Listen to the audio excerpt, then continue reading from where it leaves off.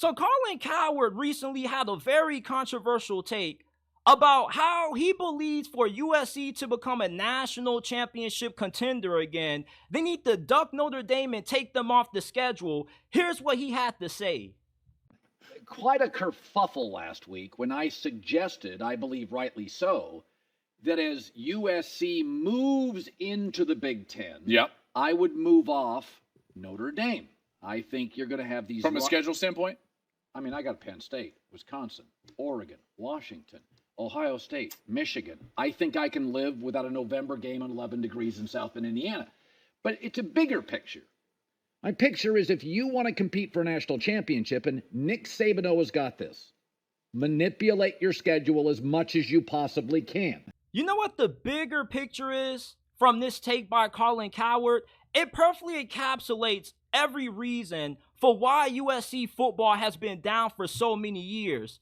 Because they're soft, they lack toughness, they're not physical, and this take makes them look even more softer because for USC to become a national powerhouse again, they should get rid of their biggest rival on their schedule.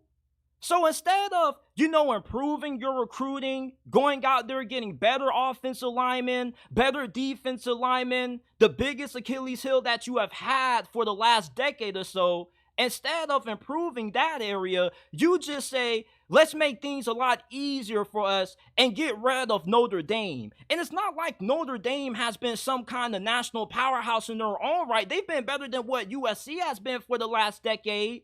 But they're not a program that USC is incapable of being able to beat. You're in California, one of the most talent-rich states to get high school recruits. You mean to tell me that you can improve your recruiting to the point where you just got to get rid of Notre Dame and duck the fade from them altogether because you're afraid that they're going to ruin your chances of being able to get into the 12-team college football? This take makes no sense to me because he acts like USC is the only team in college football that has to play a difficult schedule. How about Georgia this year? I don't hear Kirby Smart talking about ducking, having to play Clemson, and having 3 tough road games against Alabama, Texas, and Ole Miss this season. How about Auburn? One of the toughest jobs in college football is coaching at the University of Auburn because you got to recruit in-state against the behemoth that is Alabama, and you have to play them the last week of the season, and you also have to play Georgia. But is Hugh Freeze complaining? Are you hearing people saying how Auburn needs to take them off the schedule? You see, for you to be the best, you have to beat the best.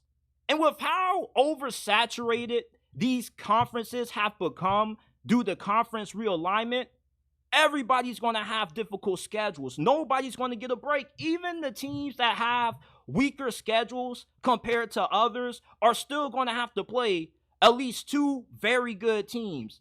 The break may be you have the opportunity to play them at home instead of having to go on the road to play them.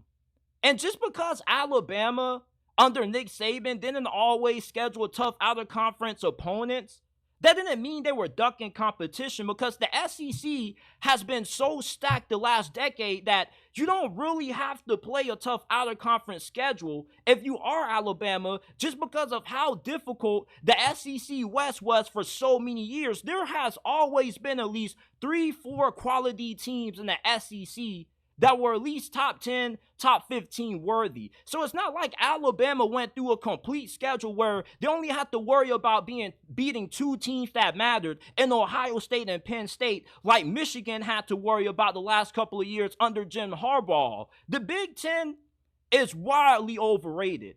There's only been 3 teams in that conference that have mattered for over the last 6 years. Ohio State, Michigan, Penn State, and then it's everybody else. So you mean to tell me that USC, who is considered to be a blue blood of this sport, the only way they can get back to national prominence is ducking the fade from Notre Dame? This take perfectly encapsulates what the problem is with the USC Trojans. Soft. And Lincoln Riley didn't say this. This is Colin Cowherd's opinion. This is his take. But he seems to lack the understanding of what makes college football great, which is the rivalries. And I hate how people want to just get rid of rivalries. Rivalries in college football are everything. What makes college football the sport that it is the history, the pageantry. For Ryan Day, you don't hear him saying, man, for us to get over the hump, we need to take Michigan off the schedule. The game is regarded as the best rivalry in college football because for over the last 3 years, the game has determined Ohio State and Michigan's fate. The winner of that game was going to the Big Ten championship and probably stamping their ticket to the college football playoffs. You just can't duck your biggest rival because your schedule's tough. Everybody else has tough schedules, Colin. USC isn't the only one. If USC can't overcome LSU, Michigan, and Penn State, and Notre Dame, you know what they should do? They should go hire a different head coach who's good enough to get the job done. And with the playoffs expanding from 4 to 12 teams, you could still get in being a 9-3 team. If USC were to lose week 1 to LSU, but beat Michigan, beat Penn State, but mess up late to University of Washington and Notre Dame, they can still get into the playoffs as long as they have enough quality wins. All USC needs to do is go 10-2, 9-3, and they could still position themselves to make it into the playoffs with it expanding to 12 teams and eventually to 14 teams. With the playoffs having so many teams that can get in, you don't need to have a soft schedule. I don't really understand the point of this take in terms of making USC a national powerhouse when they got to get rid of Notre Dame, who's not really a powerhouse in their own right. They go to the playoffs every year and they get smacked. Well, under Brian Kelly, they were going to the playoffs nearly every year and getting wiped out in the first round. But I didn't hear Brian Kelly saying, man, we need some breaks. I heard Brian Kelly always saying, man, we need to recruit better players. We need more blue chip talent. We need talent that's good enough to rival the schools like Clemson and Alabama that we keep coming up short with. You see, this whole take is the reason why college football has become the mess that it is right now. Because when Alabama was dominating the sport, instead of everybody up in their game, you know what they said? Man, Alabama's too dominant. We need to find a way to level the playing field. So you know what they did? They implemented the transfer portal. And what happened with that? Alabama and Nick Saban used that to their advantage. And I really feel like this take not only made USC soft, but it kind of made Nick Saban, kind of look undermined. Like, people act like Nick Saban was as good as a coach as he was at Bama because he had the luxury of having weak schedules, which is far from the case. Nick Saban warned college football so many times to not allow certain things to take place. And instead of listening to his warnings, you know what he did? He said, okay, y'all don't want to listen? I'm going to use this to my advantage. Instead of USC ducking the fade from Notre Dame, their ass should be recruiting better. If they don't want to play LSU week 1, then don't show up for the game. Just go ahead and forfeit.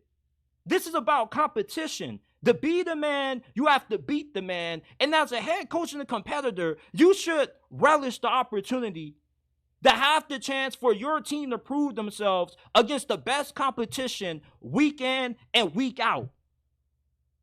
So this just was an awful take by Colin Cowherd.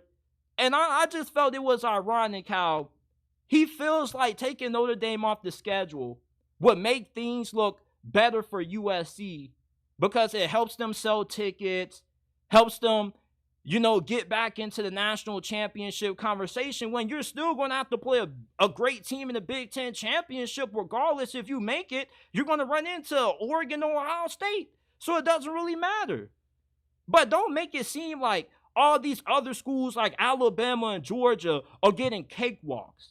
Their conferences have been so tough that there's not really a need to have to schedule a lot of tough out-of-conference opponents. And for the longest, Georgia has normally played Clemson week 1.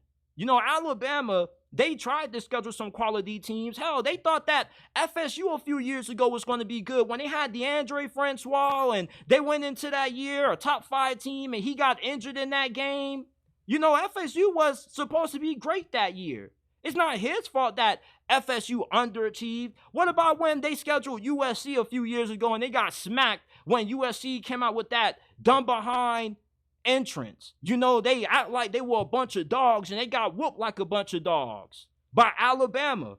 Alabama scheduled USC week 1. You want them to play good competition, and every time Alabama does schedule a good team week 1, they always embarrass them. This was a bad take by Colin Cowherd. It just made USC look soft, and it's the epitome of why USC is what they are right now. They're soft, they lack physicality and toughness. You want to take Notre Dame off the schedule? Like what? You're USC. You recruit right, and you do what you're supposed to do in the transfer portal. You should be able to beat Notre Dame. Just because you have easier access to a better talent pool than what they do. It's way harder to win a national championship at Notre Dame than it is to win at USC.